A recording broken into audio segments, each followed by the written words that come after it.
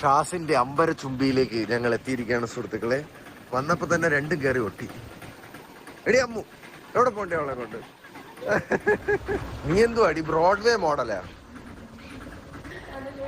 ഇന്ന് വിരുന്ന് കഴിഞ്ഞിട്ട് സാനിബ്രോ കുറച്ച് റെവല്യൂഷണറി പരിപാടികളൊക്കെ ഒപ്പിക്കുന്നുണ്ട്.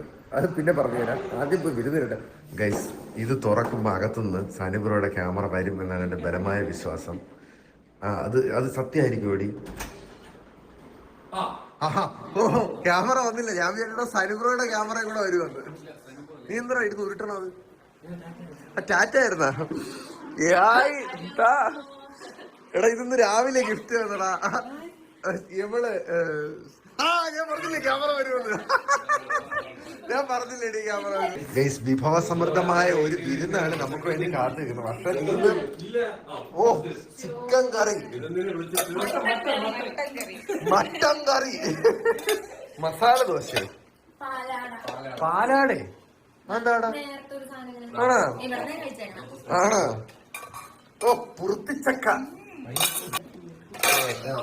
ഓ ഈന്തപ്പഴ അച്ചാർ. വീണ്ടും ഈന്തപ്പഴ അച്ചാർ. മുട്ട പുഴുങ്ങിയത്, സലാഡ്. ഇത് എന്ത് ബിരിയാണിയാടാ? ചിക്കൻ ബിരിയാണി. ഇത് മട്ടൻ ബിരിയാണി ആയിരിക്കും അല്ലെ? തുറന്നടിയത് mutton biryani. Thiruvananthapuram style chicken fry. എന്റെ വായില് ഒരു കപ്പൽ ഓടിക്കാനായിട്ടുള്ള വെള്ളമുണ്ട്. കുടുംബത്തിലെ എല്ലാവരും ലെഗ് പീസ് ഫാൻസ് ആണ്. ആഹാ,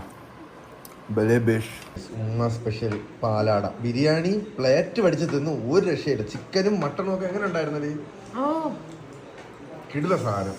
ഒരുത്തൊന്ന് വിരലൊന്നും ചേട്ടൻ. എടാ എങ്ങനെ ഉണ്ടായിരുന്നടാ? സെറ്റല്ലേ? ഓക്കെ, ഇനി പാലാട ഞാൻ ആദ്യമായിട്ട് കഴിക്കണം. പാലാടയും